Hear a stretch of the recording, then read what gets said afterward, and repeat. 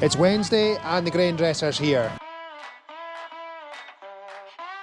This year we're going to try and push much harder for a better quality of silage. So effectively that 30 crates is basically 600 bottles that hasn't returned in this last 2 weeks.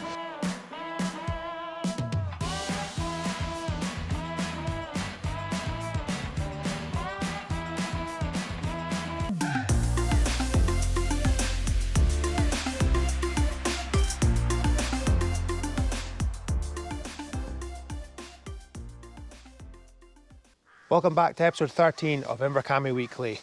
Everyone's back to work this week, so hopefully a better week for me anyway, and everyone else. Hopefully things run a bit smoother than they did last week. Grateful to everyone that helped out still, as I said in last week's video. If you haven't already, please remember to like and subscribe. It'll help me push the content, make longer videos, and hopefully make better content. Grain dresser coming tomorrow, so we'll start this week's video with the grain dresser. See you then. It's Wednesday and the grain dresser's here. So as you can see, we've got the lorry here that is going to treat all the barley, and it's going to effectively put it through a riddle and take all the stuff that isn't seed out of it, so we're left with seed. So I've parked the trailer there, we'll tip it up, the barley will go in there and it'll go through, it'll get dressed, it'll be treated so that all the seed's protected against some bugs and stuff when it goes into the ground. The treatment will protect it from a lot of things. So we'll just go and get started now.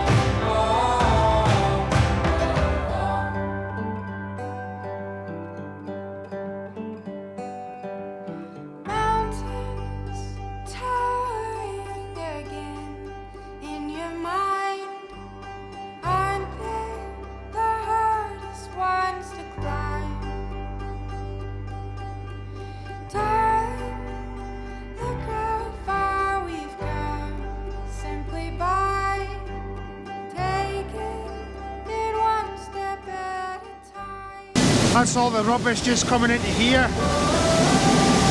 So you can see there, all the rubbish there that we don't want in the seed, that's all getting riddled out of the barley, so we're left with nice clean seed to go into the ground.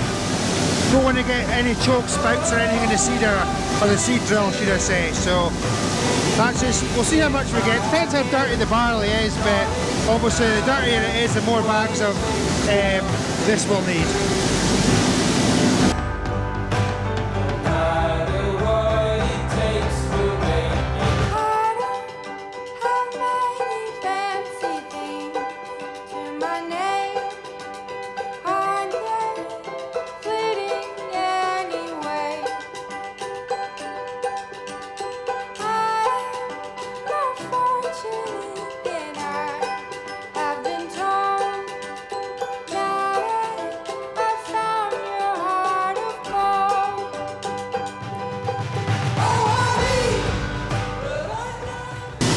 This is undressed barley here. You can see there's quite a lot of dirty stuff like straws and stuff like that to come out.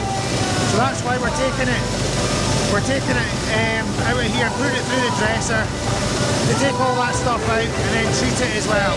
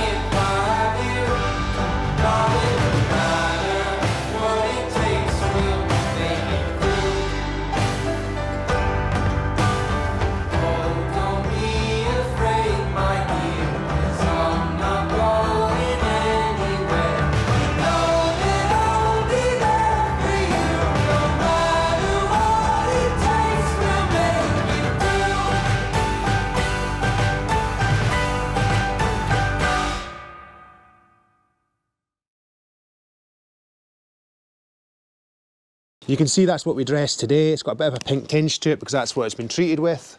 We did about 11.4 tonnes today, so we hope to have that in the ground within the next month or so. We're always a little bit latchy in that respect, a bit later than others, because some folk are well on now with their sowing, but if it's all in the ground within the next month or so, we'll be doing okay, I think. Then we get to put the fertiliser on it. So, well, I never really covered that in the last video I did with the fertiliser when it arrived, but basically last year we paid about £240 a tonne for fertiliser, and this year I think it was about 640. And if you tried to buy it now, I think you would struggle to get it for under £1,000 a tonne. So you can see what the increase in just even fertiliser is. And it's the same with tractor diesel as well.